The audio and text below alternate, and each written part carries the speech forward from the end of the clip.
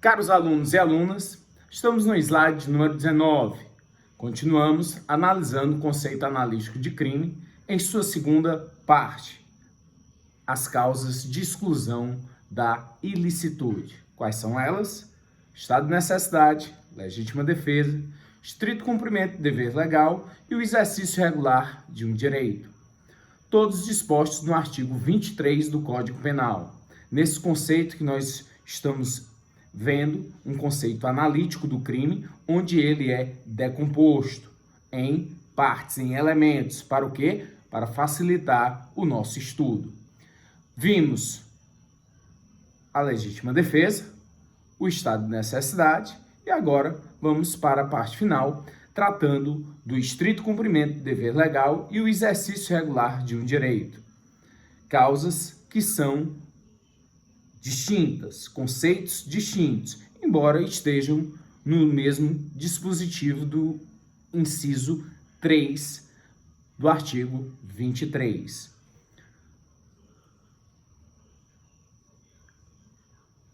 As causas de antijuridicidade ou ilicitude são relações de contrariedade entre a conduta e o ordenamento jurídico, ou seja, não pode ser ao mesmo tempo um crime e ser um ato lícito.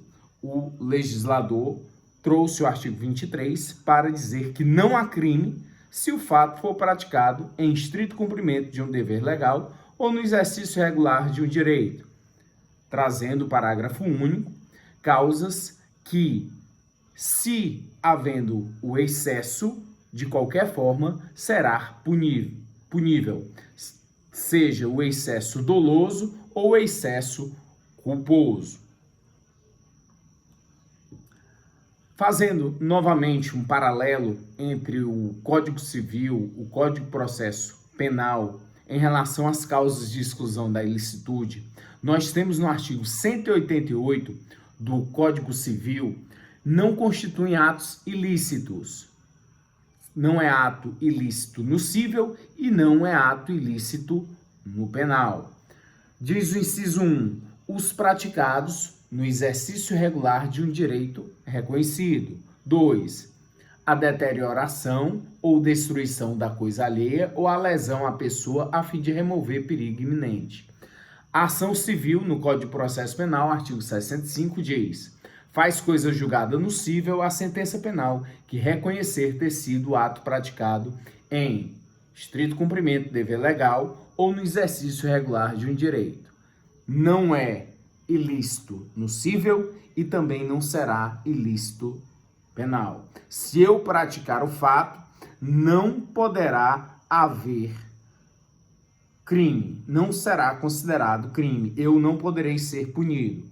Não haverá possibilidade de alguém tentar uma ação cível contra a minha pessoa pelo ato que eu pratiquei, se esse ato foi um ato praticado em estrito cumprimento de um dever legal ou no exercício regular de um direito. Não vai haver um outro processo se já tiver sido julgado no juízo criminal.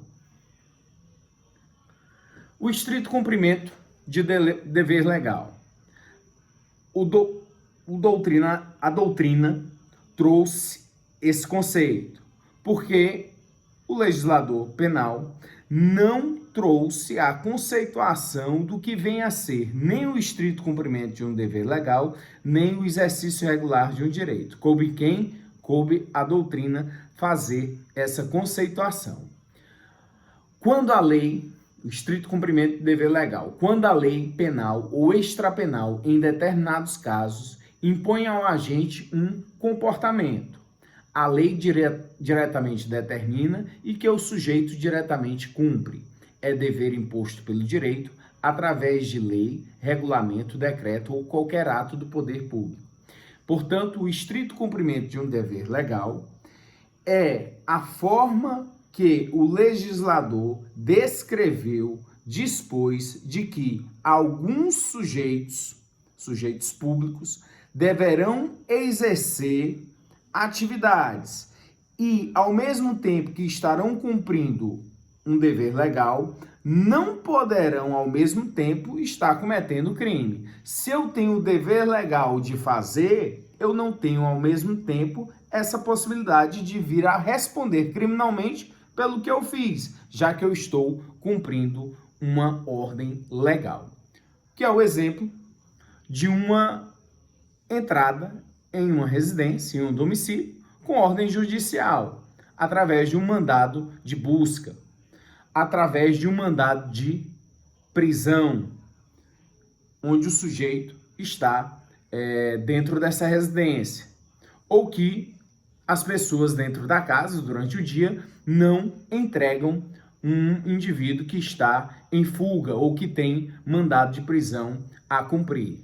O agente público, o policial, o oficial de justiça, nos casos de mandado de busca e apreensão de objetos, eles vão cumprir uma ordem. Essa ordem é uma ordem legal, ela é uma ordem advinda da lei. O mandado de busca expedido pelo juiz, ele tem sua fundamentação legal. Então, não apenas uma ordem que o texto penal descreve, mas tanto o texto penal quanto extrapenal podem descrever comportamentos que os sujeitos públicos têm o dever de executar e, ao mesmo tempo, não será considerado um crime. Eu não vou responder por violação de domicílio. Eu não irei responder por constrangimento ilegal ao efetuar uma prisão, ao entrar em uma residência com um mandado de busca com a ordem judicial. Então, o estrito cumprimento do dever legal consiste na realização de um fato típico, porque há descrição ao artigo 150 do Código Penal dizendo que a violação de domicílio é um crime, mas não será considerado crime se eu pratiquei o fato em estrito cumprimento do dever legal, por força do desempenho de uma obrigação imposta por lei. Compreende toda e qualquer obrigação direta ou indireta, derivada de lei, pode constar de decreto, regulamento ou qualquer ato administrativo infralegal, desde que originário de lei. Exige que o agente se contenha dentro dos rígidos limites de seu dever, fora dos quais desaparece a excludente, vindo a ocorrer o excesso. Estão excluídos da proteção as obrigações meramente morais, sociais ou religiosas. Então, o estrito cumprimento de um dever legal não é uma relação privada, não é uma relação entre particulares, é uma relação de direito público. Não é uma relação do coroinha com o sacerdote. Não é uma relação de pai para com filho, de patrão para empregado. Essas relações privadas, de direito privado, elas não estão dentro do estrito cumprimento do dever legal. O padre alegar que vai fazer a extrema-unção do indivíduo, mas os familiares não permitem a entrada dele. E aí ele vai e invade a residência. Não pode alegar o estrito cumprimento do dever legal, porque é uma relação moral, é uma relação privada e não de direito público. As relações de direito público se fazem entre o juiz e o delegado, há uma hierarquia entre o oficial da polícia e os seus subordinados, um juiz em relação aos soldados, aos serventuários da justiça. Então, é uma relação de direito público. Não se admite nos crimes culposos, pois a lei não obriga a imprudência, a negligência ou a imperícia. Qualquer excesso, ele é punível, quer a título de dolo, quer a título de culpa. O estrito cumprimento do dever legal, somente os atos rigorosamente necessários justificam um comportamento permitido. Você tem que cumprir o determinado de acordo com a lei, no rigor da lei, não podendo se exceder. O de dever legal, toda e qualquer obrigação direta ou indireta derivada de lei, seja penal ou extra-penal. A excludente pressupõe no executor um funcionário ou agente público que age por ordem da lei, não se excluindo particular que exerça função pública. No caso dos jurados, dos peritos, dos mesários da Justiça Eleitoral, que são pessoas que não são concursadas, não estão dentro da função pública, mas naquele momento sim vão exercer esse ônus público.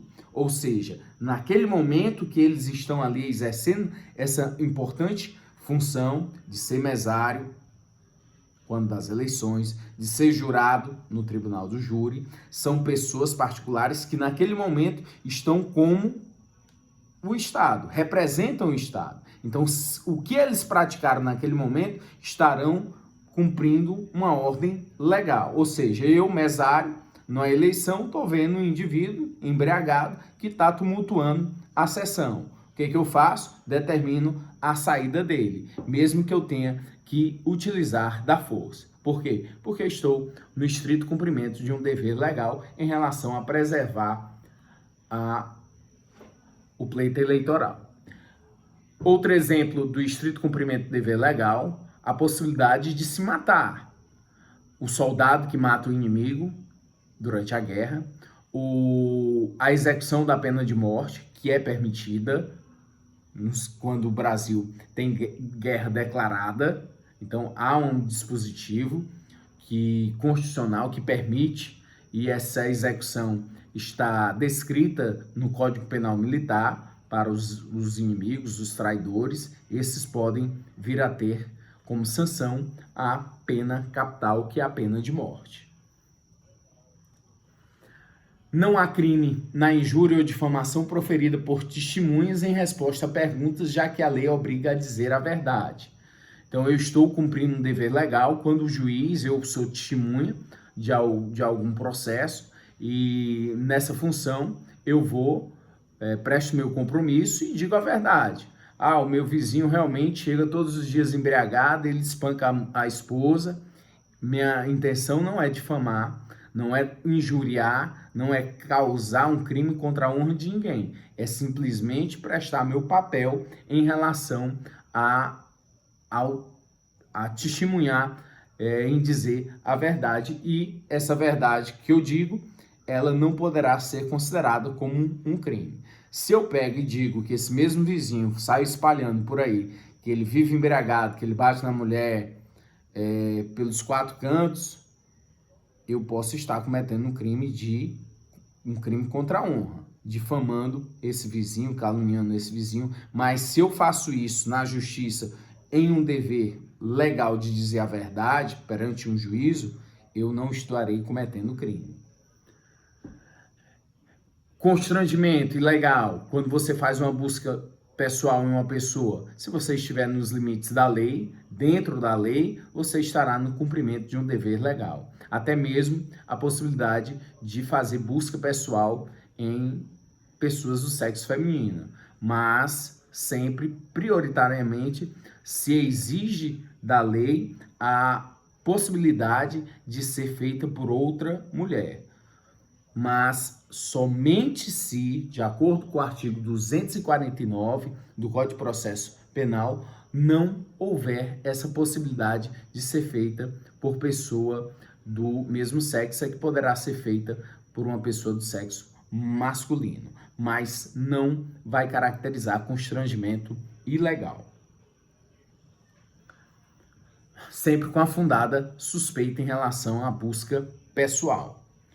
Coautores ou partícipes, qualquer pessoa, inclusive particulares, desde que atuem em conjunto com o funcionário público, que seja reconhecida excludente para este e que tenha consciência de que também está agindo sob o albergue da causa de justificação. O fato não pode ser objetivamente lícito para uns e ilícito para outros. Ou seja, se eu vou cumprir um mandado de prisão contra uma pessoa e vou usar força, porque há resistência a essa prisão, e eu peço auxílio a um particular, alguém que não é da polícia, esse particular que está agindo comigo também estará no estrito cumprimento de um dever legal. Não pode ser lícito para mim e ilícito para outra pessoa, porque nesse momento ele está em conjunto, em coautoria com a minha pessoa, em o quê? Em executar esse mandado de prisão, essa prisão desse indivíduo. Erros sobre elementos do tipo, nós vamos ver ainda no artigo 20 do Código Penal o erro. O que é o erro? Erro é a falsa apreciação da realidade. Eu vou cumprir um mandado de prisão, penso que é uma pessoa, mas é o irmão gêmeo. Eu não responderei por constrangimento ilegal, porque eu pratiquei esse ato em erro. Tive uma falsa apreciação da realidade, pensei que era uma coisa que na verdade não era, não tinha a intenção de constranger. Fui levado a erro. Exclui sempre o dolo. Vamos ver mais à frente a questão do erro. No próximo vídeo, nós vamos falar sobre o exercício regular de um direito. Até lá, vamos sempre juntos.